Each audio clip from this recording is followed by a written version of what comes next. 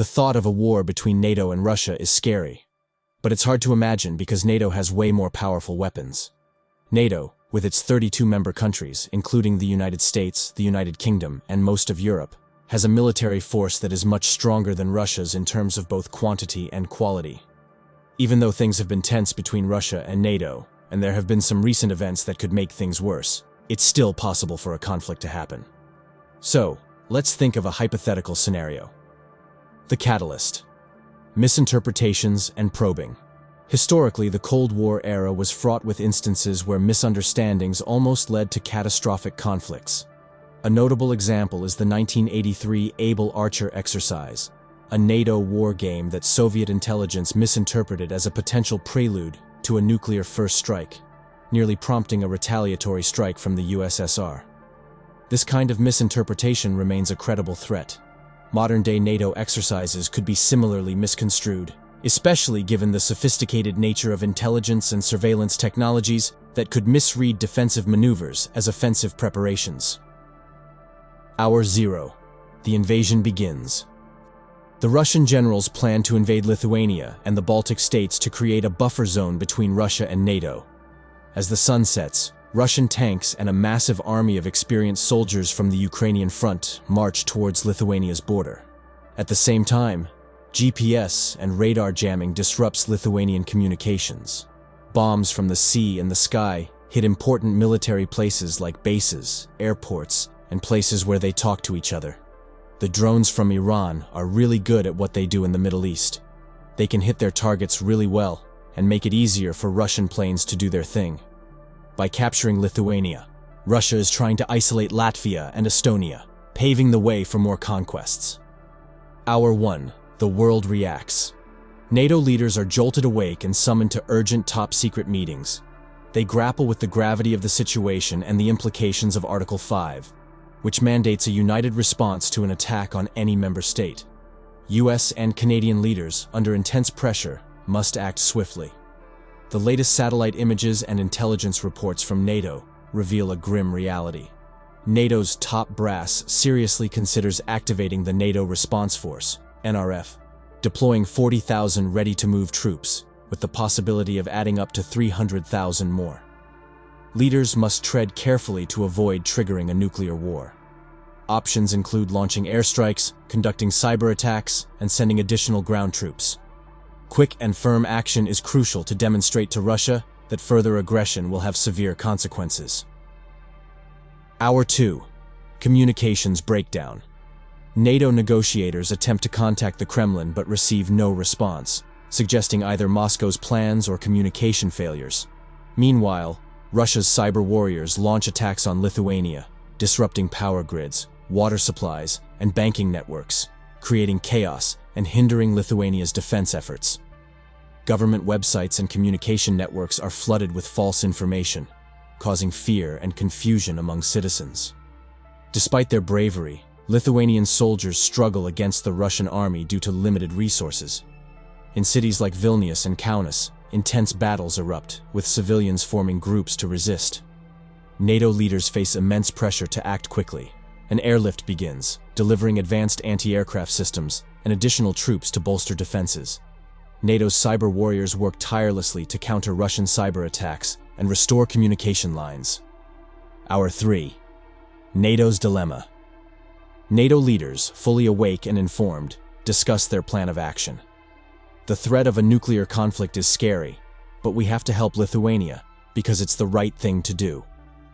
The discussions revolve around NATO's strong military power and readiness to protect its members.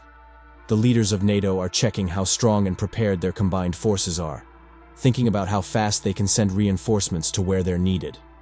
NATO steps up its game and sends more troops, planes, ships, and missile defense systems to the Baltic states to keep them safe.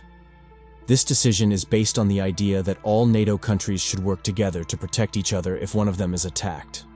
The deployment is equipped with top-of-the-line fighter jets like the F-35 and Eurofighter Typhoon, powerful naval vessels like destroyers and submarines, and cutting-edge missile defense systems like the Patriot and Aegis Ashore. The US wants to make sure Russia knows that they won't use nuclear weapons, so they're trying to prevent any more fighting. Day 2. The tides begin to turn. The war continues for the second day, and NATO troops start to show up in the area.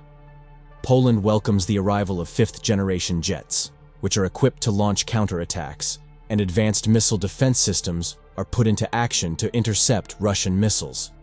These missile defense systems are like superheroes, swooping in to save the day and protect important places from Russian missiles. They make sure fewer people get hurt and less damage is done. NATO's naval and air forces are on top, making it much harder for Russia to carry out their attacks. With the help of high-tech planes and well-trained pilots, NATO can dominate the skies and keep everyone safe.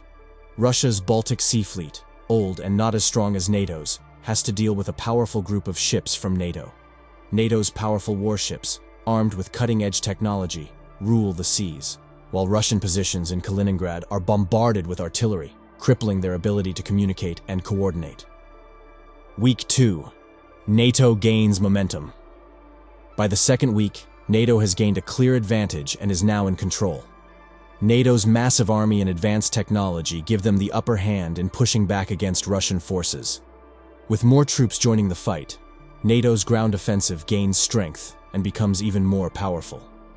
The skies are filled with coordinated strikes by F-35C aircraft, while Eurofighter Typhoons launch relentless attacks on Russian positions, aiming to disrupt their supply lines, command centers, and vital infrastructure. NATO's naval blockade in the Baltic Sea puts pressure on Russia by cutting off their supply lines, making it harder for them to get what they need. A group of powerful NATO navies, including surface ships and submarines, work together to stop any attempts by sea to bring supplies to the rebels. Even though Russia tries to mess with NATO's computer stuff, the experts fix it and keep everything running smoothly, so they can keep doing their important work. The cyber defense teams are on high alert, tirelessly fighting against Russian hackers who are trying to mess with our power grids and other important stuff. Month 2. The final stand. The conflict is in its second month, and Russia is starting to realize that they can't keep pushing forward against NATO's powerful weapons. We strengthen our defenses and gather our troops to create a united front against any threats. But according to intelligence reports, Russia is getting ready to use nuclear weapons, which is really scary for NATO leaders. New pictures and flights show that missiles with nuclear power are being moved closer to the front lines, making things even more intense. NATO is getting ready to launch its powerful Tomahawk missiles, but things are still uncertain and tense. The fear of a devastating nuclear war hangs heavy in the air, making both sides think twice about their actions. They use secret talks and help from other countries and organizations to try and make things better. The threat of a nuclear war looms large, forcing world leaders to gather at the United Nations and demand an immediate ceasefire. The aftermath: a strategic withdrawal. The conflict between Russia and NATO reaches a peaceful resolution through negotiations. Putin, seeing the pointlessness, decides to pull back and make amends for the harm caused.